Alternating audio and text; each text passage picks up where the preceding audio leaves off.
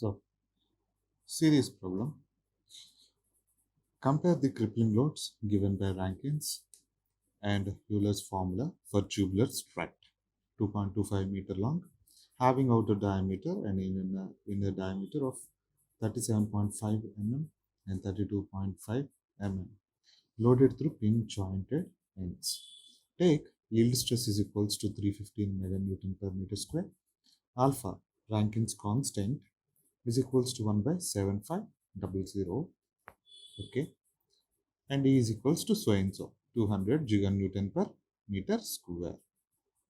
This is equals to 2 into 10 to the power of 5 Newton per mm square.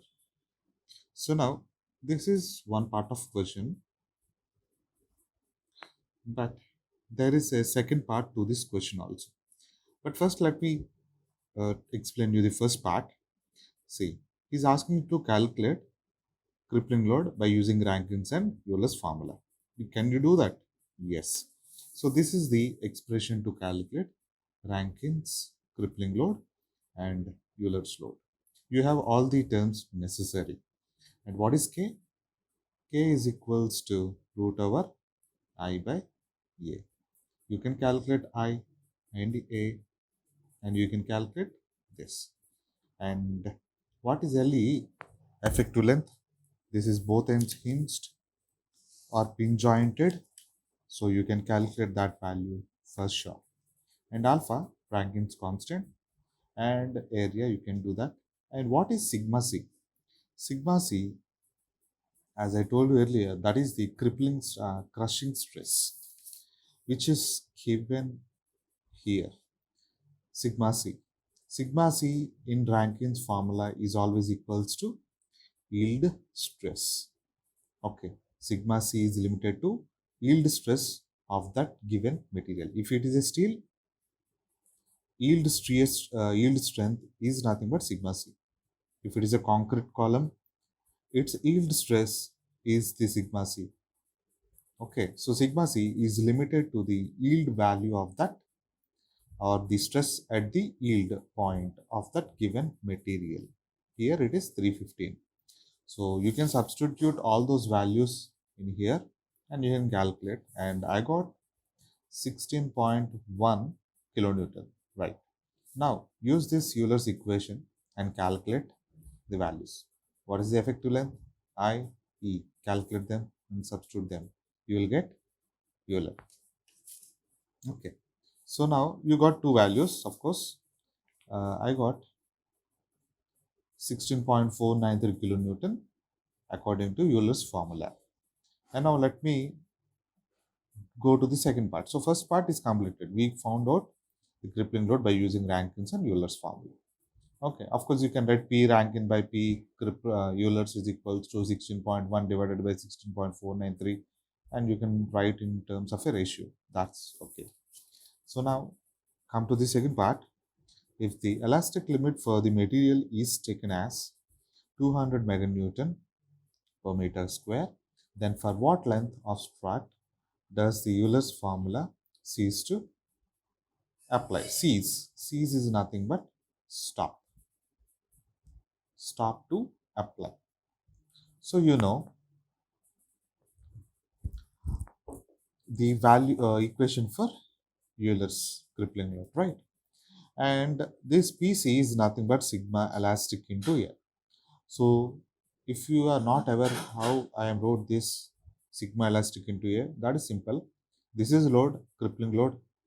Load is equals to stress into area. So stress into area, elastic stress into area. So the reason behind putting elastic stress over here is that if you refer the assumptions that we made in the beginning of the Euler's theory, we have assumed that the stress is limited to the elastic stress only. Okay, it should not exceed this stress in that given material when it is a long column, according to Euler's theory. So we are limiting that value, sigma elastic. And that is the reason he has given you in the question also 200 meganewton per meter cube, which is the stress at the elastic limit. Okay, if the elastic limit for the material is taken as this is the stress at elastic limit, elastic stress. So on simplifying this equation, you will get LE, and from that you will get L, which is column length. So that is what he has asked you to find out. So the stress when the stress at elastic limit is limited to 200 meganewton per meter square, what should be the length, or what can be the length of the column?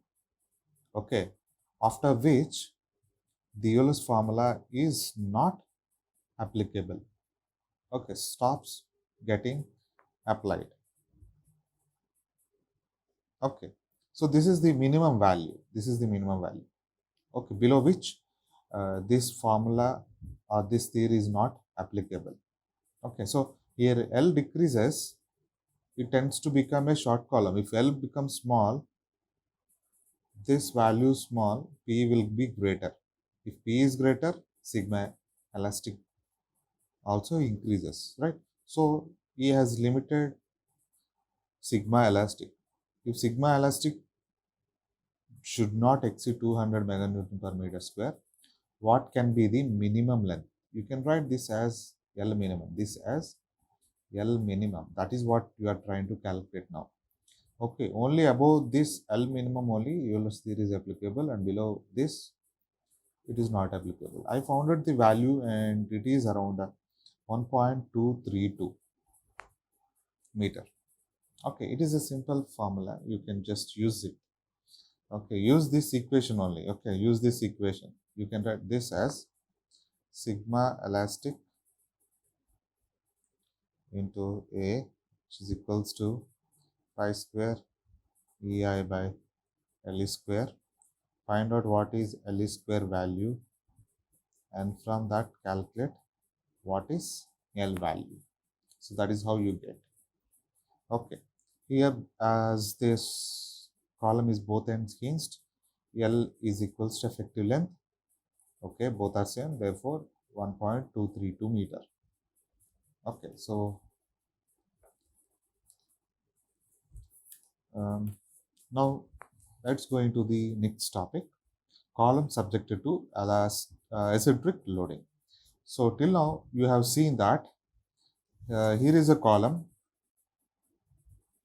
and this is the axis, and loading is applied here.